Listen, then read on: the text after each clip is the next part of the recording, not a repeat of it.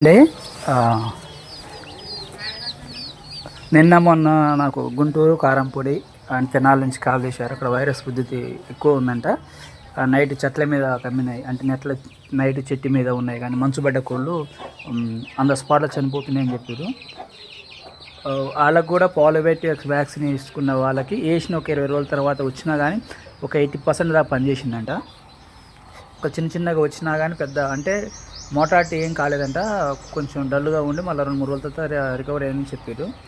And ఇప్పుడే ఇప్పుడే phone చేశారు. మన నీలేచల్ల రామాపురం ఆ నీలేచల్ల ఏరియాలో కొన్ని కోళ్ళు చనిపోయినాయంట. అండ్ మిగతా వాళ్ళు జాగ్రత్తగా ఉండండి, బీ ఎలర్ట్ అండి. వ్యాక్సినైజేషన్ చేసుకునే వాళ్ళు దయచేసి చేసుకోండి. ఎందుకంటే విలువైన కోళ్ళు మనకు అది వ్యాక్సినైజేషన్ ఏంటంటే 5,000 ఎంతో అవుతుంది అనుకుంటా, 5,500. మనకు పెద్ద పెద్ద రేట్ పెట్టి వచ్చిన కోళ్ళని డ్యామేజ్ కాకుండా ఉండేందుకు ఒక 2-3 లేదా 4 కలిసి వ్యాక్సినేషన్ వేసుకోండి. కొంచెం జాగ్రత్తగా ఉండండి.